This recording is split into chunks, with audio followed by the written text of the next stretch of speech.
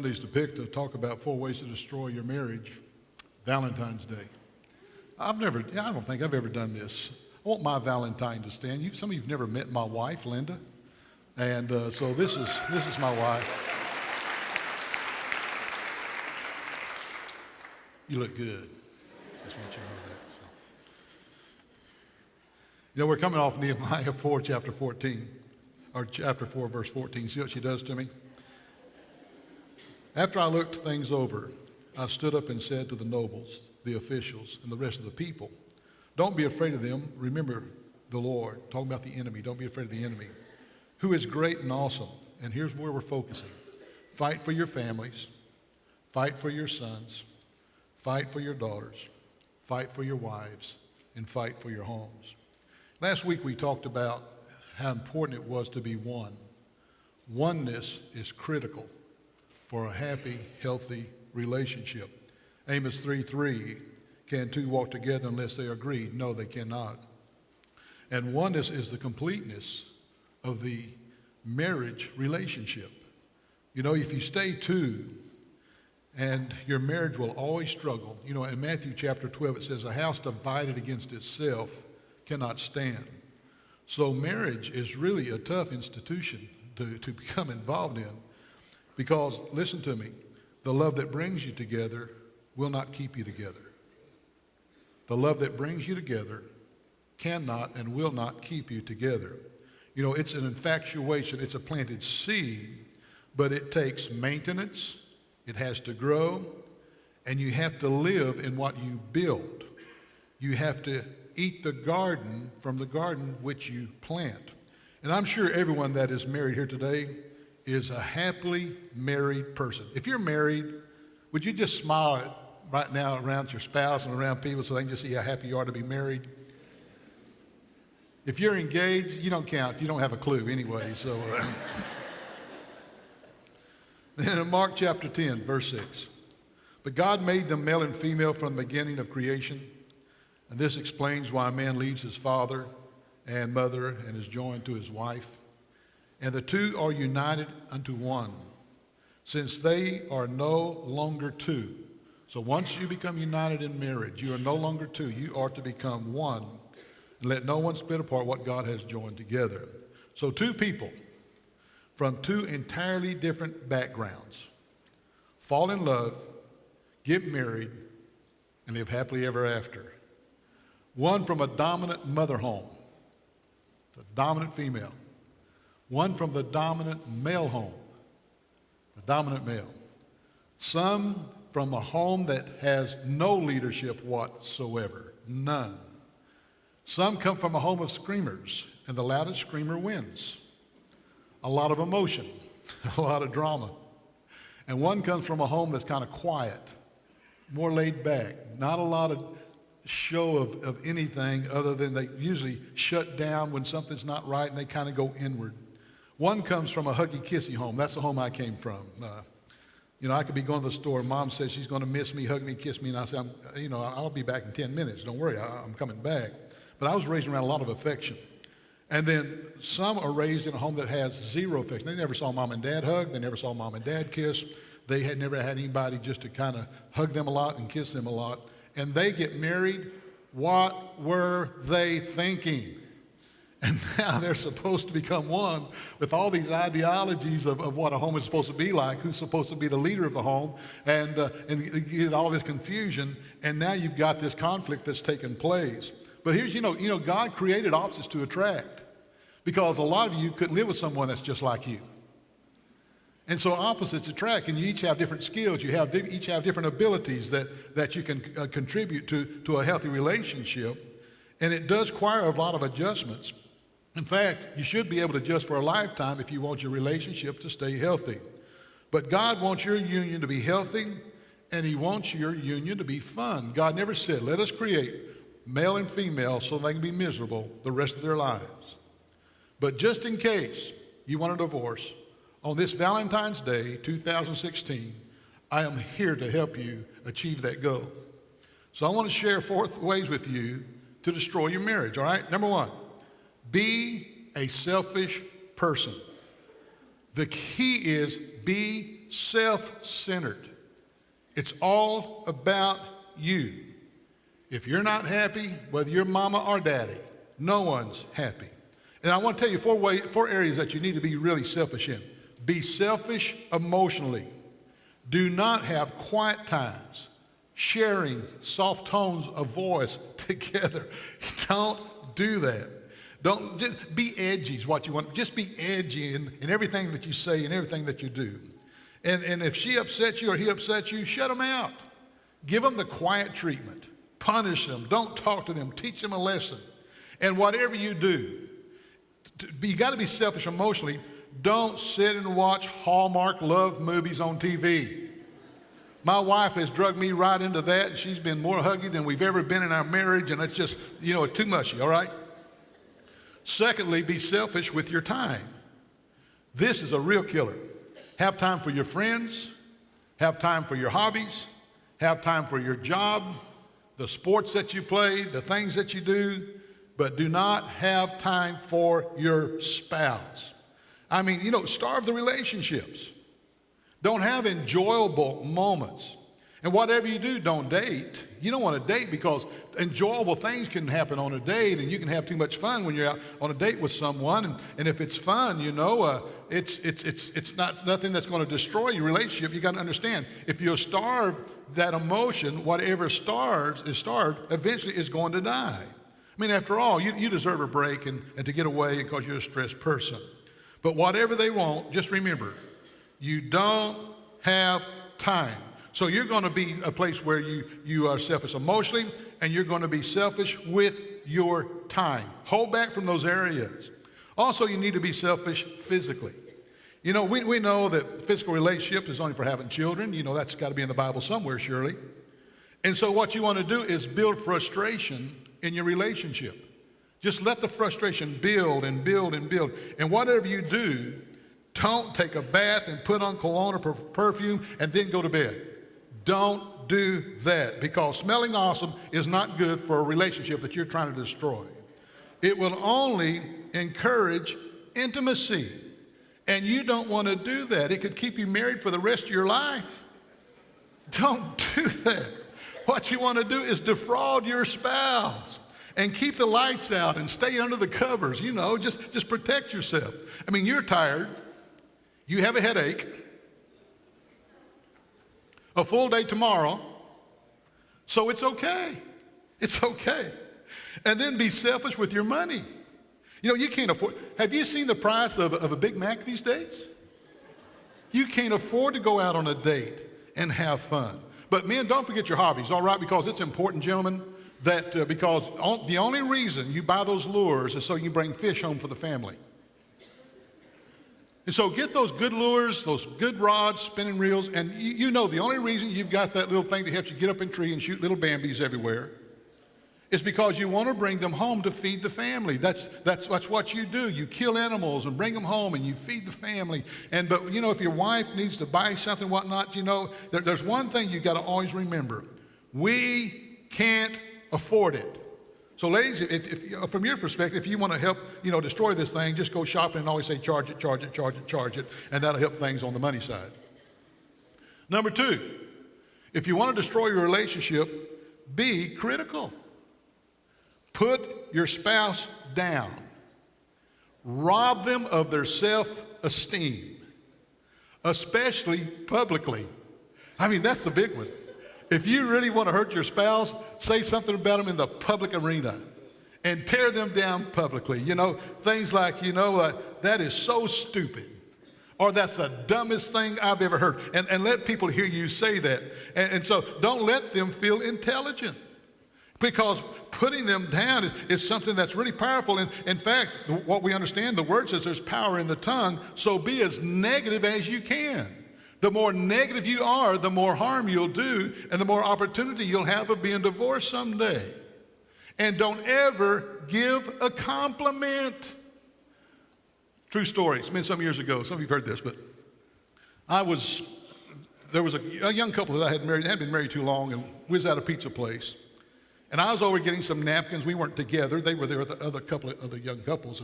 And I was getting some napkins, and I just happened to be just not too far from where they were sitting. and his wife reached to grab a napkin, and her sleeve caught the straw, and it tipped the drink over, and it went all over him. And he jumped up in a rage and said, "You are so stupid. I can't believe you did something like that." And I knew he would be coming after napkins. So I'm hanging around the napkin holder. And he comes over there and he walks up and says, "Well, hi, Pastor." He's reached for some napkins. I said, "Wait a minute. What? You have just embarrassed me. You've embarrassed your friends at the table. You've embarrassed your wife. You've embarrassed your church, and God doesn't like you." I said, "I want you to go back to that table. I want you to apologize to your friends. I want you to apologize to your spouse. And I want you and your spouse to come and see me. Do you understand?" He said, "Yes, sir."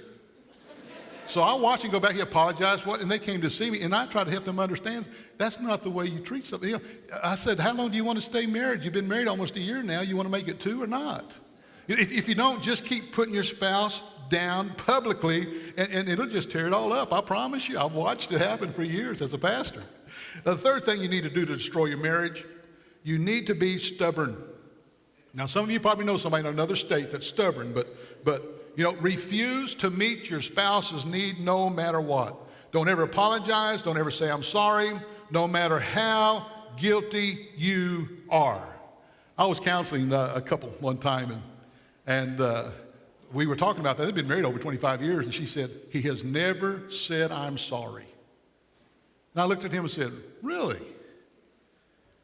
You've never been wrong, and you've never apologized." He wasn't saying a word. And I said, "Let me tell you what you're doing." I said, "You've got an ego problem and a pride problem." And I said, "You're taking pride here because what you're doing is you kind of get to the place that you don't apologize, and you're one of these people that probably say, 'Well, if you hadn't have done this, then I wouldn't have not. If you hadn't have said this,' and then you start making it all her fault, and she's the one that's trying to be a peacekeeper, so she's always apologizing to you, and that just really gives your ego a ring, doesn't it?" He didn't say a word, but I was right, and I felt anointed when I said it. But it's great punishment on that part.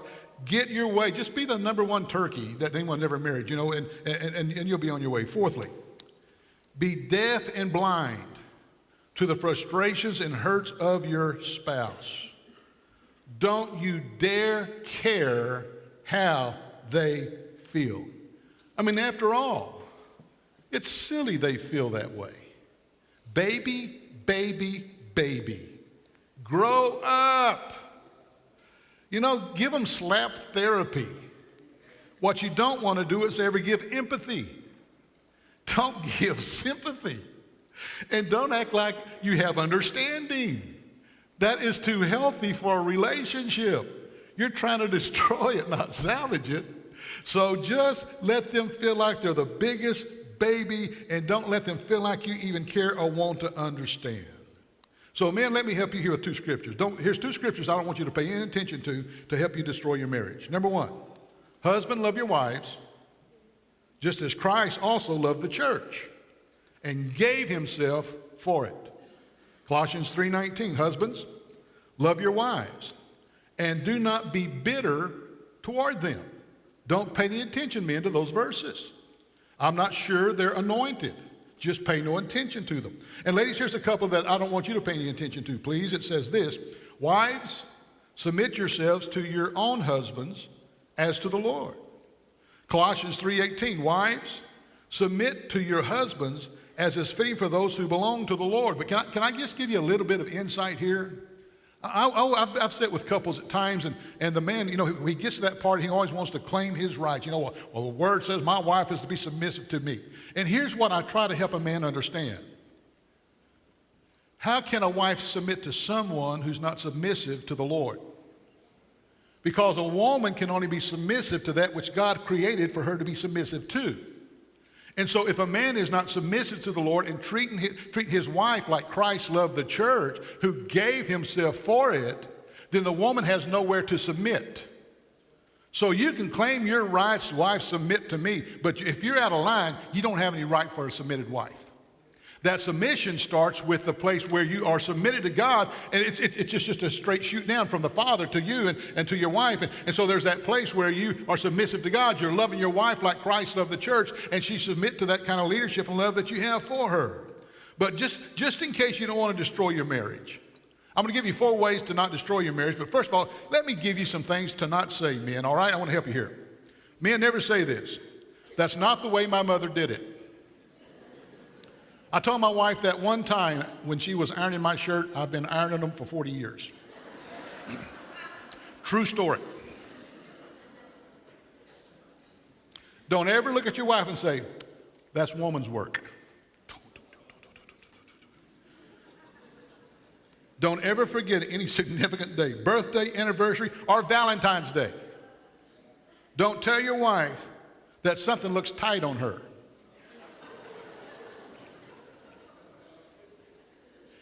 Your wife is not your handmaid or your butler. I figured I had some female amens there, but we'll move on.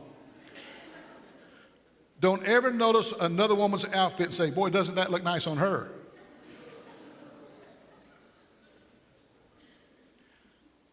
Don't ever reminisce about old girlfriends or ex-wives. Don't do that. No, don't do that. And if she looks at you and she's put on a new dress and she says, does this make me look fat? There's one answer, no, no. Don't be like the guy that's divorced who said, it doesn't make you look fat, you are fat. Don't do that. He's divorced, you don't want to go there. So let me share with you 4 things you can do to build or salvage your marriage. Boy, stay long enough to hear these, okay? Number 1, learn to share. Be open to each other. And by that, I mean be honest, but be kind. Be sincere. Don't be distracted when you're supposed to be communicating. I'm talking about communication next Sunday. Just be sure there's that place, and be understanding.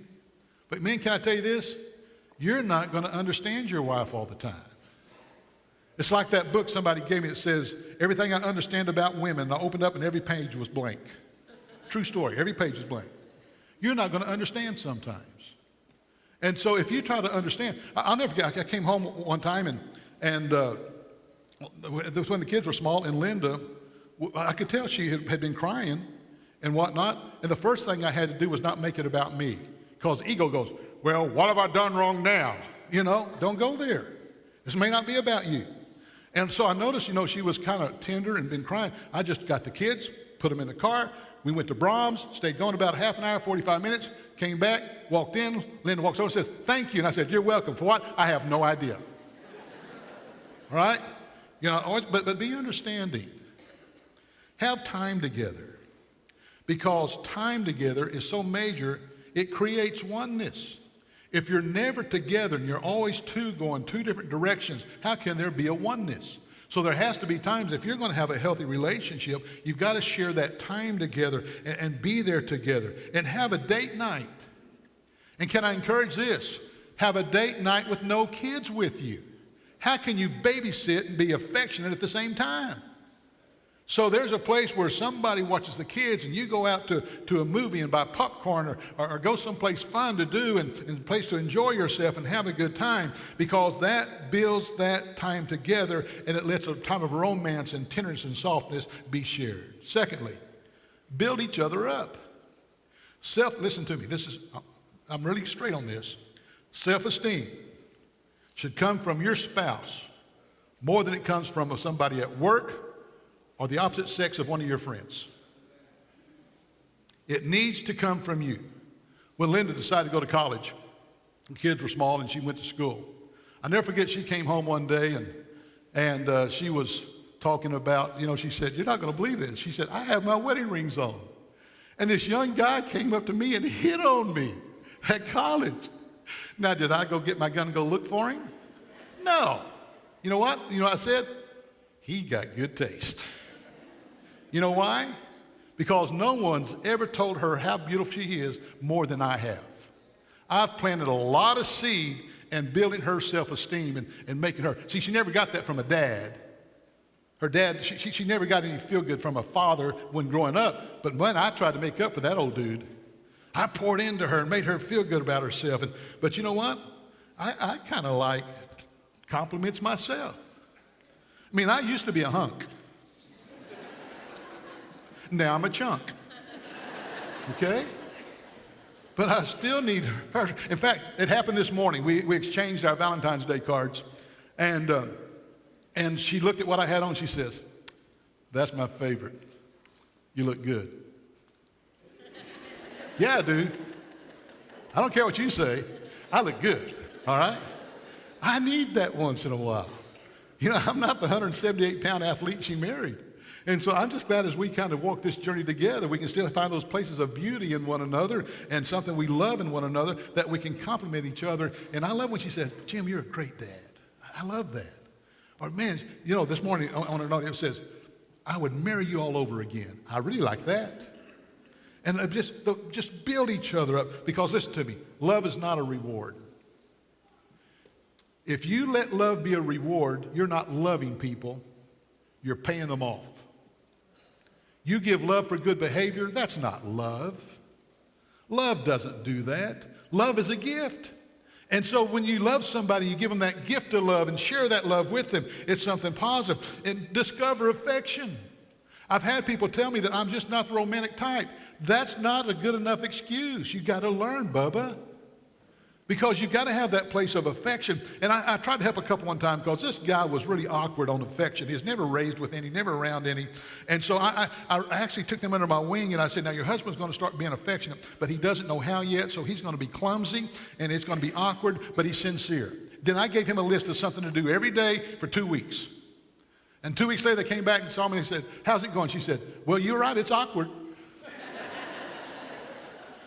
She said, "But he's really trying hard, Pastor. I know it's coming from his heart, so it's touching me because I know it's coming from his heart." And so, you know, they did good, and they're still married, and things are going wonderful for them. Because, see, some people are about as romantic as a doorknob. That is not healthy for your relationship. Read a book on how to be romantic. Go to somebody who is romantic and ask them how, of the same sex. And ask them how that romance can be there. You know, when I gave a gift to Linda one year, I had saved and saved and saved and saved some years ago. We didn't have a lot of money, but I had saved to buy her a diamond ring. And finally, I had enough to buy, I gave her that diamond ring for Christmas, but then I wrote a note from my heart about what she meant to me, how awesome she was, the great lady she was, the great mom she was, and just poured my heart out in that note. And I gave her the note inside a card with the gift, and she saw the ring, and she opened up the ring, and said, "Oh," she made fuss over the ring. Then she opened the note, and she cried. Now, wait a minute. One made her laugh, and one made her cry, all right? You know, when she was telling some people about her Christmas present, she talked about the note. I want to say, "No, it's about the ring." No, it wasn't about the ring, guys. It was about the heart that shared about her and talked to her. So understand, you can give things, but if you don't give a piece of your heart, you haven't given a gift. Because it's the heart that brings that affection and that caring. It's okay to be a mountain man, just don't smell like a mountain goat, and that'll help. And listen to me, if you don't like your reaping, change your sowing. If you don't like your reaping, change your sowing. Thirdly, be willing to give. Acts 20 says it's more blessed to give than receive. Are you blessed? You're only blessed if you're a giver. You may have good things, whatnot, but giving creates a blessing. Because there are people that are only takers. They'll take your joy. They'll take your peace. They'll take your comfort. They're just always taking from you. They take your self-esteem. They browbeat you. They put you down. And they're just always taking from you. So if you're a taker, you'll never salvage a relationship. All you'll ever do is bring pain, hurt, and put yourself in a position there'll never be any joy in your marriage, even if somebody stays with you. You'll never be someone that have a healthy home. Be willing to be wrong. It's okay to say you're sorry. Doesn't mean you're not a man or you're not a woman if you say you're sorry, but because pride comes before destruction. If you want to be forgiven, the word says forgive. Agree you disagree. Compromise. Don't take everything so personal. It may not be about you when somebody's going through something, a difficult place or a difficult spot. It just may be something they're dealing with. But then fourthly, you have to learn to listen. Some people hear, but they do not listen because you know why? They're already building up their response. And so instead of hearing, they're ready to respond in a way to keep this argument going. See, if that mate feels a certain way, that's how they feel. But what an opportunity for ministering to your spouse. You may not understand that way, but I feel it's my obligation and from the Lord that when my wife is hurting, I may not understand, how women function, but my place is to help her not feel that way. So when I'm hurting or I'm going through something, her place is to help me not feel that way. There's just something about knowing your spouse cares about what you're dealing with, what you're going through, or how you feel. Don't always try to fix it. You can't fix everything, but you can always be supportive and understanding. When you're trying to fix it without showing any empathy or sympathy, then you're passing over something very strong. It's a glue to relationship that's been able to hurt together, cry together, and then rejoice together when things change. Listen to verbal tones. Listen to body language. Don't tell me you can't know when your spouse has a problem by verbiage. You know the scariest statement you ever asked men? What's wrong? And she says, nothing. Now, I haven't learned how to interpret that. Nothing does not mean nothing. Here's what nothing means. Nothing means this. Something's wrong. I don't want to talk about it right now, so don't bug me with it. I'll talk to you later. That's what it means. And so that's when you don't push it, back away, gently and softly, go in the other room, and come back in a time where you can just talk it out and have a time of talking. Great marriages do not just happen. Great marriages are created. Did you know you have creative powers? Some of you have been created by a non-caring, non-loving parent, maybe an abusive parent. They created insecurity in you. I can't tell you the years it took for my wife to overcome insecurity. It created a lack of self-esteem in you because you never had that poured into you. Can I tell you this? My heart breaks for you. My heart breaks for you. Because if you never had that self-esteem and that value poured into you, you were robbed of something very, very special. And it's not your fault. But that doesn't mean that can be the reason we are like we are when God loves us. And you get the right help, you get the right counsel, you get the right direction, you get the right understanding. You start working together with your spouse. Just because you never had it poured into you doesn't mean you can't pour it into someone else. My wife never had it poured into her, but you ought to see her poured into her husband and into her children. God was gracious and gave her that ability to pour into them something special that made our children feel valuable, that makes me feel like I am a hunk. But you don't use that as an excuse to not do what's healthy in the relationship. You have creative powers through words, through actions. Boy, actions speak louder than words. The little things you do, the thoughtful things you do, the deeds. You have an impact through deeds. And listen to me, you also have an impact by example. So you create by words, by actions, by deeds, and by example. So, what are you creating in your marriage? What are you creating? What are you planting in your garden? Because we will reap in our relationship what we sow. And if you haven't sown affection, don't expect affection. If you haven't sown mercy, don't expect mercy. If you haven't sown understanding, don't expect understanding. If you've never planted it, it can never grow. Father God, we love you today, and we thank you so much for your grace and mercy.